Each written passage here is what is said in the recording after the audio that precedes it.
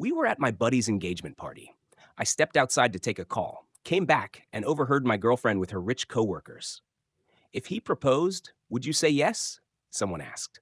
She laughed. Ooh, no. He's obviously just a phase, a detour.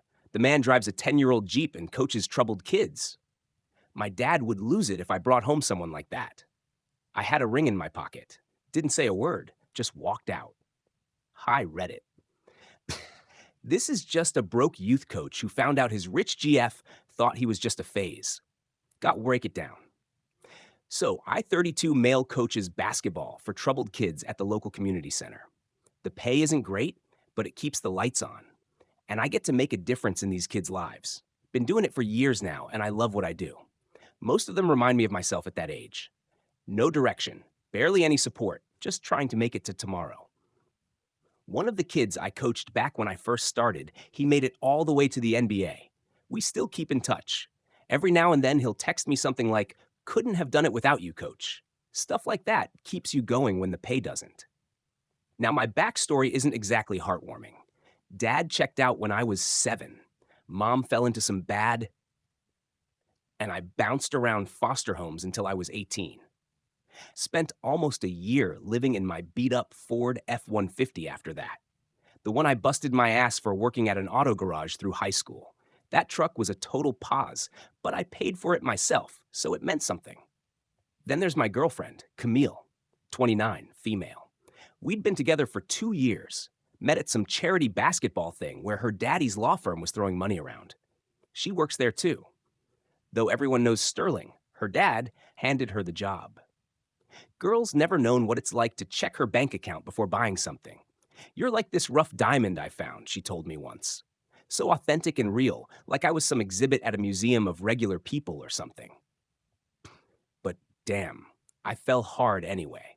The way she'd light up when I picked her up, how she'd actually listen to my stories about the kids I coach, how she'd curl up next to me at night. For once, I felt like maybe I belonged somewhere. You're too nice to her. My assistant coach and best friend Danny would tell me. That princess has never worked for anything in her life. Now that girl, Danny, 31, female, has been my ride or die for about a decade. We met in community college, both hustling on scholarships. She's basically my sister. Calls me on my BS, has my back no matter what. Also, she's the funniest person I know. Drops these savage comebacks that make even the moodiest teenagers laugh during practice. Just because she wears 1,000 shoes doesn't mean she's better than you. Danny would say, remember, you're the catch here, not her. I'd laugh it off, but deep down I knew she was right. Still, the past 6 months I'd been saving up for a ring. Although Camille was used to way better, but at least it was honest. 3-month salary, just like they say you should do. Kept it hidden in my sock drawer, waiting for the right moment. Camille had been dropping hints about our future, pictures of houses and neighborhoods I could never afford, comments about her biological clock, questions about what our kids might look like. You think I'd be a good dad? I asked her one night. The best, she said.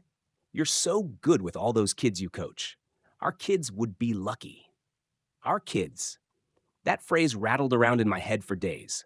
I started planning to pop the question at my buddy Jet's engagement party. Thought it would be cool. Celebrate 2 couples starting their futures together. Yeah, about that.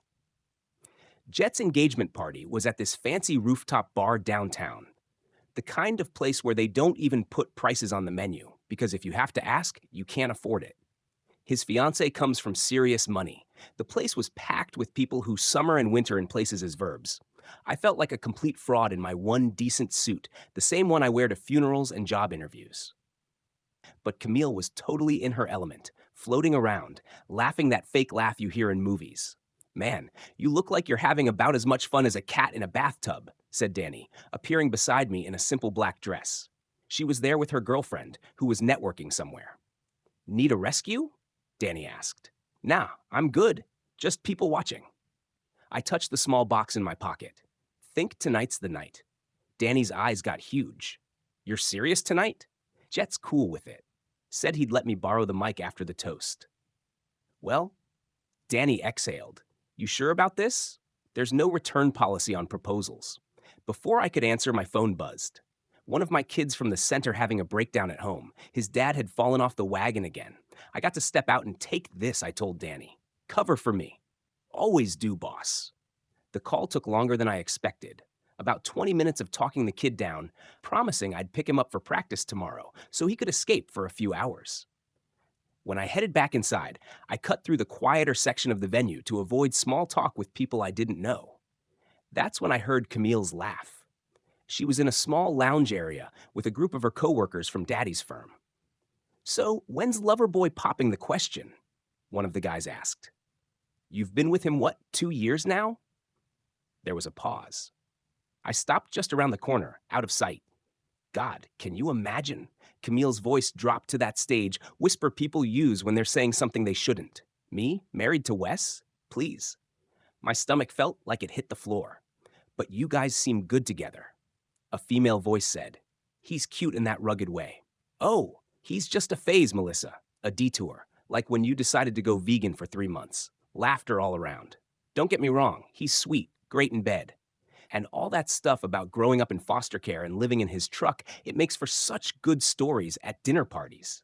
People eat that up. Look at me dating outside my social circle. So progressive. The ring box felt like it was burning a hole in my pocket. But marriage material. Come on." Her voice shifted to something colder, more calculating. "The man's a basketball coach for troubled kids. He drives a 10-year-old Jeep.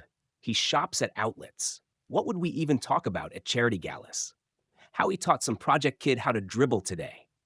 More laughter. My hands were shaking. It was like watching the last bit of something precious slip through your fingers. My dad would absolutely lose it if I brought Wes home as fiancé material. Can you imagine the prenup discussions?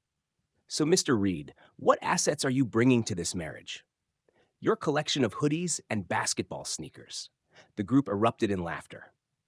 I just stood there perfectly still, listening to them tear apart every aspect of my life like it was all some big joke. "So what's your end game here?" someone asked. "I don't know," Camille sighed. "It's been fun. Different, but I'm 29. Time to get serious. You know, there's that new senior partner, Michael. Divorced, no kids, summer house in Martha's Vineyard. Dad's been pushing me to have drinks with him. That was it. I'd heard enough. I walked straight out of the party. Didn't say goodbye to anyone.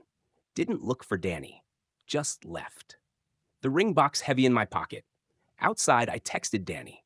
Something came up with one of the kids. Had to go tell Jet sorry. Then I blocked Camille's number, drove home, and sat in the dark of my apartment for a long time.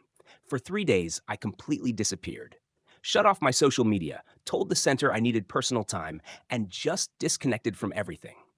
The only person I talked to was Danny, who showed up at my door with a pizza the morning after the party. "What happened?" she asked, pushing past me into the apartment. "You look like absolute garbage." I told her everything. She listened without interrupting, which, if you know Danny, is like seeing Bigfoot riding a unicorn. "That freaking snake" was all she said when I finished. Then she grabbed her phone. "I'm calling her right now." I took the phone from her hand. "Number. I'm done. Just done." "What do you mean done?" she asked. I mean, I'm not engaging, not fighting, not explaining, not giving her the satisfaction of seeing me hurt. I'm just gone. Danny looked at me for a long moment, then nodded slowly. Ghost protocol. I respect it. By day 4, my phone was blowing up with texts and calls from numbers I didn't recognize. Camille trying to reach me after realizing I'd blocked her. She even emailed my work account. "Wes, please talk to me. Why did you leave the party? Why aren't you answering my calls? This isn't like you." I deleted them all without responding. On day 5, she showed up at my apartment. I watched through the peephole as she knocked, called my name, eventually sat down in the hallway crying. I turned up the TV and let her sit there until she left 2 hours later. Danny thought it was hilarious. Ice cold read. Ice cold. But the thing is, not trying to be cold. Just don't have anything to say to her. I said to Danny, "Hey, I'm Team Wes all the way." She showed her true colors. Duck her, and the designer horse she rode it on. I mean, the way Danny said it, you could tell she'd been holding those exact words back for 2 years, just waiting for the moment when she could finally let loose without me defending Camille. There was this look of pure satisfaction on her face, like she'd been dying to say that to my face since day 1. But I'm never bothered by Danny. I was just starting to feel like maybe I could move on from this whole mess when on day 7, I came home from grabbing groceries to find something pinned to my door. An ultrasound picture with a note. We need to talk. I'm 8 weeks along. Please call me. See, for a moment, I felt like the floor had dropped out from under me. A baby? Was this for real? I stood there in the hallway, grocery bags cutting into my fingers, staring at that grainy black and white image. Then I did the math. 8 weeks would put conception around the end of March, but Camille had been in DC for a conference that entire week. I remembered because I'd driven her to the airport myself. I took the ultrasound and note down, went inside, and finally called her. Thank God, she answered immediately. Wes, I've been so worried. The ultrasound, is it real? Of course it's real. I wouldn't lie about something like that. I'm pregnant, Wes. We're going to have a baby. When exactly did this happen? Because according to this, you got pregnant when you were in DC for that conference in March. She didn't say anything for a solid second. That's just an estimate. The doctor said it could be 6 to 10 weeks, right? My voice was weirdly calm. Well, regardless, it's none of my business. What do you mean it's none of your business? If I'm pregnant, it's very much your business. See, that's the thing. You made it pretty clear at Jet's party that I'm just a phase, not marriage material. What were your exact words? A detour? So, whatever's going on with you now, that's your problem, not mine. More silence than a choked sob. You heard that? Oh my God, Wes, I didn't mean any of it. I was just trying to fit in with those people. You know how they are. No, Camille. I don't know how those people are. I'm just a basketball coach for troubled kids, remember? What would I know about your world? Please, can we talk in person? I have something to show you. Something that will prove how I really feel about you. I could have just hung up on her, but part of me needed closure. Needed to understand how someone could fake feelings for that long. Plus, I figured I should probably get the whole pregnancy situation figured out face to face, even though the timing made no sense. So, against my better judgment, I agreed to meet her at a coffee shop the next day. Neutral territory, where I could walk away easily if things went south. I told myself I was just going to confirm what I already knew, that whatever we had was built on lies, and then I could move on for good. Camille was already there when I arrived, looking nothing like herself. Hair pulled back messily, minimal makeup, wearing jeans and a sweater instead of her usual designer stuff. Thank you for coming, she said, pushing a mug toward me. I got you black coffee, 2 sugars. I didn't touch it. You said you had something to show me. She reached into her bag and pulled out a leather-bound journal. I've been keeping this for the past year. I want you to read some of the entries. She opened it to a bookmarked page and slid it across the table. The handwriting was neat, feminine. April 16th. Wes and I watched some movie with a cute family scene tonight. He mentioned how he'd want to coach his own kids someday. The way he talked about it wasn't if, but when. I've always told everyone kids would derail my career path. But tonight, I caught myself imagining a little boy with Wes's laugh learning to dribble, or a stubborn little girl with his patience. For the first time ever, the idea of being someone's mom doesn't terrify me. What is this man doing to me? Dad would lose his mind if he knew I was daydreaming about baby names instead of making partner by 35. I flipped through more pages. Entries about our dates, my work with the kids, plans for trips we might take, a future house, all written in the same handwriting. All painted a picture of someone deeply in love. I have never shown this to anyone, Camille said quietly. Not my friends, not my therapist. This is the real me, Wes, not what you heard at that party. I closed the journal and pushed it back toward her. Why would you say those things if you didn't mean them? Because I'm a coward, her voice cracked. Because I've spent my whole life trying to be what my father wants me to be. Because those people at the firm, their approval still matters to me, even though I hate myself for it. She wiped a tear. What you heard was the old me. The me I'm trying not to be anymore. The journal is the real me. I sat back in my chair studying her face. Something felt off. And the ultrasound? It's real, she said quickly. I'm pregnant, Wes. We're going to have a baby. But the timing, the doctor must have gotten the dates wrong. You know how these things go. I didn't actually, but I nodded anyway. I need time to process all this, I said finally. Of course, she reached for my hand. I pulled back subtly. She pretended not to notice. Take all the time you need. Just don't shut me out completely, okay? There's a baby to think about now. That night, I called Jet. I hadn't talked to him since his engagement party. Dude, where did you disappear to?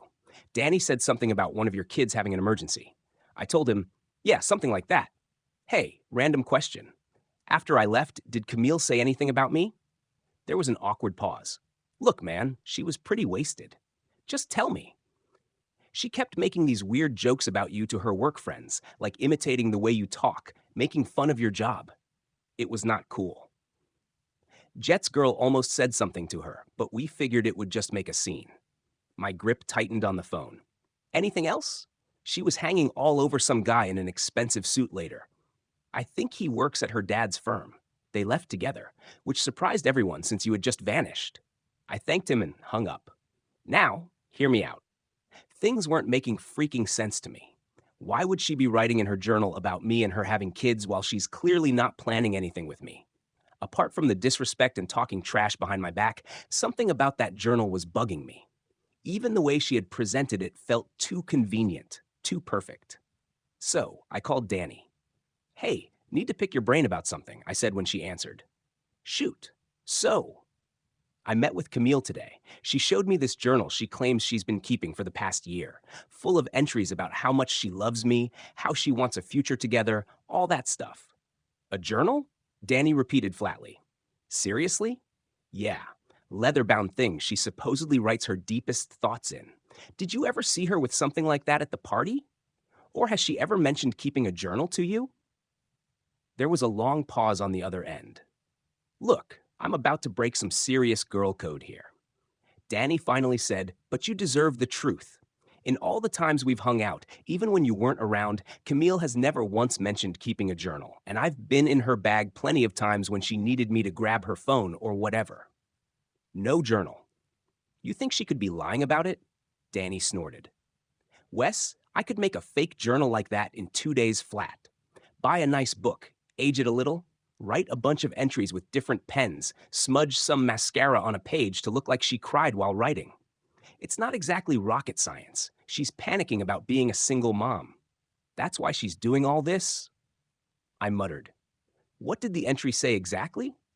I told her about the stuff with kids, our future together, how different it was from what she'd said at the party. Yeah, that's total BS, Danny said firmly. The night of the party after you left, she was telling everyone how she wasn't ready to settle down with someone like you. Her exact words said she needed someone more established for the next phase of her life. My grip tightened on the phone. You sure? Positive. I wouldn't lie to you about this, even if it hurts. That's the difference between me and her. Di's voice softened. I'm sorry, Wes, but she's playing you with this journal crap and probably with the pregnancy thing too. She bluntly disrespected you. No journal can erase this fact. Before I could respond, there was a knock at my door, a hard, authoritative knock. When I opened it, Camille's father stood there in an expensive suit. Behind him were 2 other men in similar attire. Wesley, Sterling said, his voice colder than a February morning. We need to talk. I've always believed you can tell a lot about a man by how he enters another man's space.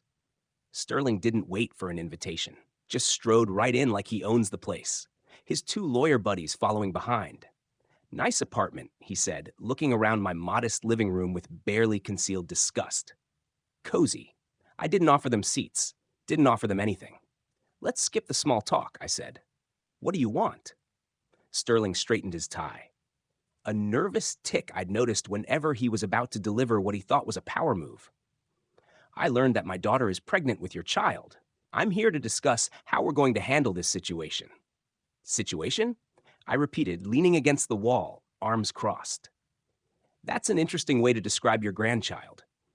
One of the lawyer buddies, a ferret-faced man with thinning hair, stepped forward. Mr. Parker is simply concerned about the welfare of both his daughter and the unborn child. Given your financial circumstances, we thought it prudent to formalize support arrangements. The other one chimed in. We've taken the liberty of drafting some preliminary paperwork, child support, visitation schedule, that sort of thing. I almost laughed. And if I don't sign, then things could get rather uncomfortable for you, Sterling said, his voice dropping lower. Custody battles are expensive. Legal fees add up quickly. Your modest coaching salary might not stretch very far. Not to mention, Farates added, these matters can sometimes affect employment. Background checks for those working with children are quite thorough these days. Any hint of difficulties could raise flags. The threat was pretty clear. You wouldn't want this to ruin what little you've built. Sterling said almost sympathetically. My daughter, for reasons I cannot fathom, seems to care for you. She wants you involved in the child's life. We're simply trying to establish parameters that work for everyone. Parameters? I nodded slowly. Right? I walked to my kitchen and came back with a glass of water for myself. Didn't offer them any. Here's my parameter, I said calmly. Paternity test before anything else happens. Sterling's face reened slightly. That's insulting to my daughter. No less insulting than you three showing up at my door with thinly veiled threats. Paternity test or no conversation. You can't seriously think Camille would 8 weeks. I cut him off. That's what the ultrasound says. 8 weeks ago, your daughter was in D.C. for a law conference. I have the plane ticket receipt in my email. I drove her to the airport myself. That landed like a brick in the room. Sterling's eyes narrowed. Furthermore, I continued, I have evidence suggesting the baby might belong to someone else. A colleague of yours, actually. The door opened behind them. Danny walked in. Perfect timing as always. Oh, it's a lawyer convention, she said cheerfully, dropping her bag on the counter. Did I miss the free pens and notepads? This is a private conversation, Ferret-Face said stiffly. No, it's really not, Danny replied, making herself comfortable on my couch. See, I'm Wes's counsel in this matter. You're an attorney? The other lawyer asked skeptically. Nope, just a random woman who doesn't like seeing good men get screwed over by rich. She smiled sweetly. No offense. Sterling looked like he might have a stroke. Listen here. No, you listen. I interrupted. Here's what's going to happen. Camille will take a paternity test. If, and that's a massive if, the baby is mine, we can discuss arrangements. Until then, there's nothing to talk about. And if we refuse, Sterling challenged, then I go public with what your daughter said about me at that engagement party, plus some other interesting texts I've kept from our relationship. A bluff, but they didn't know that. I wonder how the partners at your firm would feel about Camille's colorful descriptions of people's backgrounds. Pretty discriminatory stuff. Not a great look for a law firm in this day and age. Sterling's jaw clenched. Lawyer number 2 whispered something in his ear. Fine, Sterling finally said, a paternity test, but discreetly at our family doctor's office. Absolutely not. Danny jumped in. Independent lab, separate appointments. Unless you guys want to fabricate results too. I shot her a look, but she just shrugged unapologetically. Independent lab is fine, I agreed. Tomorrow. As they filed out, Sterling turned back. If you are the father, Wesley, make no mistake. You will do right by my daughter. After they left, Danny let out a low whistle. Man, I wish I'd recorded that. You were so calm, I could practically see the ice in your veins. Just playing the long game, I said, suddenly exhausted. Always have. The paternity test came back exactly as I expected. 0% chance I was the father of Camille's baby. I was sitting on my couch when the email notification came through. Just stared at the results for a while, feeling weirdly empty rather than victorious. 2 years of my life with someone who saw me as a novelty, a phase, a stepping stone to whatever she really wanted. That day, Sterling called me. I'd like to meet, he said without any intro. His voice sounded different. Tired, alone, no lawyers, no Camille. We met at a park downtown. Sterling looked older than I remembered, the lines in his face deeper. Camille confirmed it, he said, sitting on the bench beside me. The father is a man named Michael Peterson, junior partner at the firm. They had a liaison after your friend's engagement party. I almost laughed. Funny, I said. She called him a senior partner at the party. Guess even her lies come with a job title upgrade. I owe you an apology, Wesley, Sterling continued, surprising me. I came into your home and threatened you based on my daughter's lie. That was wrong of me. Yes, it was.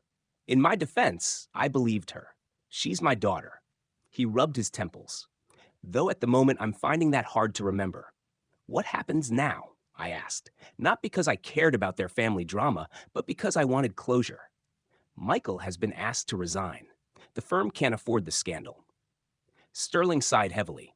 As for Camille, she'll have support financial and otherwise, but there will be consequences for her actions. We sat in silence for a moment watching the basketball game. Sterling said finally, I never understood what she saw in you. No offense, none taken. But seeing how you've handled this situation with dignity, with restraint, I think perhaps I was the one who misunderstood. He extended his hand. I truly am sorry for the part I played in this mess. I shook his hand briefly. Take care of your daughter, Sterling, and your grandkid. That's what matters now. And what will you do? I stood up. Move on. Live my life. And I did. That was just 6 weeks ago. The fallout for Camille was swift and brutal. According to Jet, who's still tight with his girlfriend's cousin who works at the firm, Sterling didn't just ask Michael to resign, he completely cut Camille off, too. Apparently, the paternity test fiasco was the last straw after years of cleaning up her messes. The firm had already been dealing with some PR issues, and Sterling couldn't risk his daughter's drama becoming public knowledge. Dude, she got evicted from her fancy downtown apartment, Jet told me over beers last weekend. Sterling froze all her accounts, took back her car, said she needed to experience consequences for once in her life. Word around town is she had to move in with her mom's sister in that rundown part of the city. The one Sterling always looked down on. Poetic justice, I guess. Her Instagram went dark right after everything went down. No more carefully filtered photos or inspirational quotes about living your truth. And that dude, Michael, didn't just leave town. He got blackballed from every decent law firm in the state. Sterling made sure of that. Turns out the senior partner's loyalty was to the firm, not to Camille's flavor of the month junior associate. Michael's now working some entry-level corporate gig in Omaha, sending child support checks that barely cover diapers. As for me, I didn't wait around to see how the dust settled. I took that ring money and put a down payment on a small commercial space near the community center. Danny and I opened our own youth basketball academy just 3 weeks ago. Things started moving fast after that. Remember that kid I helped a few years back? That kid who made it to the NBA? He heard about what I was doing and reached out. Wanted to sponsor the academy, put his name behind it. Suddenly, we had legitimate funding, equipment donations, and media attention. You know what I like about you, Reed? Danny said yesterday as we were hanging the sign above our front door. You never get mad, you get better. I've been thinking about that a lot. How sometimes the worst things that happen to us can push us in directions we never would have gone otherwise. The day after our grand opening, I treated myself to something I'd been eyeing for years. A brand new Jeep Wrangler, midnight blue.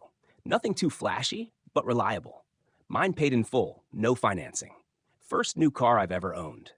After years of driving beaters and worrying about breakdowns, it felt surreal to have that new car smell and a warranty.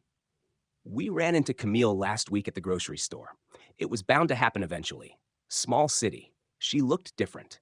The baby was strapped to her chest in one of those carrier things. I pulled into the parking spot right next to her beat-up Honda, the kind of car she used to mock people for driving. The irony wasn't lost on me as I stepped out of my brand new Jeep. Her eyes widened slightly, taking in the vehicle, then me in my Academy-branded polo and decent jeans. She tried to talk to me, started with some soba story about how her father had abandoned her, how nobody would hire her because of her last name, and the rumors, how she was struggling to make rent on her waitressing tips. I just nodded, said, "That's tough," and walked away. Not out of cruelty, but because there was nothing left to say. "Cold as ice, Reed," Danny said as we loaded groceries into my Jeep. "You didn't even flinch." "Not cold," I corrected her. "Just done." Later, as we were setting up for the next day's practice, Danny asked, "Ever think about what might have happened if you hadn't overheard her that night?" I considered it for a moment sometimes, but then I remembered that the truth always comes out eventually. Better to know who people really are sooner rather than later. "Look at you all wise and shit," she laughed. "Next, you'll be growing a beard and sitting cross-legged on a mountain." "Nah," I grinned. Just a guy who finally figured out where he belongs. Sterling called me yesterday, wanted to meet for coffee, said he had a business proposition. I agreed mostly out of curiosity. "I've been watching what you're doing with this academy," he said, looking uncomfortable in the kind of coffee shop he'd normally never set foot in. "It's impressive. Thanks. I'd like to establish a scholarship fund for underprivileged youth through your program." He slid a check across the table. The amount made my eyes widen. No strings attached. Why? I asked, not touching the check. Let's just say I'm reevaluating some priorities, he replied, looking older than I remembered, and recognizing value where I previously missed it. I took the check. Not for me, but for the kids. Word got around town quickly about what happened with Camille and her dad. Not from me. I never said a word about it publicly. But gossip travels fast. Some of the parents from those same wealthy neighborhoods started sending their kids to our academy. Turns out, even rich folks can appreciate someone who stands their ground with integrity. You're becoming a legend, Reed. Danny told me yesterday, these suburban moms are all whispering about that basketball coach who stood up to Sterling Parker. Not trying to be a legend, I said. Just trying to run a decent program, but the sudden attention hasn't hurt. We've already outgrown our space. Got 25 kids signed up in the first month with more calling every day. Had to bring on another coach, Marcus. Actually, one of my first kids from the community center years ago. So that's where I'm at. Building something that matters, surrounded by good people who get it. No drama, no, just honest work and real connections. Last night, I parked my new Jeep outside a small Italian restaurant where I was meeting the director of the city's youth programs to discuss a potential partnership. Through the window, I spotted Camille waiting tables, carrying plates, and looking exhausted. Our eyes met briefly. I gave her a small nod, not gloating, just acknowledging. She quickly looked away and disappeared into the kitchen. The thing is, I'm not happy about her downfall. I didn't need her to crash and burn to feel good about myself. But there's a certain symmetry to it all. How quickly our positions reversed. She's struggling to rebuild from nothing, which is something I've had to do my entire life. The difference is, I never looked down on anyone while I was doing it. Do I still think about Camille sometimes? Sure, not with anger anymore. Just a kind of distant recognition that some people come into your life to show you exactly who you don't want to be and maybe who you really are. I heard she's trying to rebuild her life, living in a studio apartment with the baby. Sometimes I see her walking to work, looking tired, but somehow more real than she ever did in designer clothes. Part of me hopes she figures it out, not for her sake, but for the kids. He didn't ask to be born into all this drama. I think about that ring sometimes too. The one that sat in my sock drawer for months while I saved up. The one I almost gave to the wrong person. Funny how the universe works. That money ended up being the seed that grew into the best thing that's ever happened to me. One thing's for certain, I'm done letting other people define my worth. Those kids at the academy see me for who I really am. Danny sees me. Hell, even Sterling Parker sees me now. And most importantly, I see myself clearly. Not bad for a guy who used to live in his truck. Not bad at all.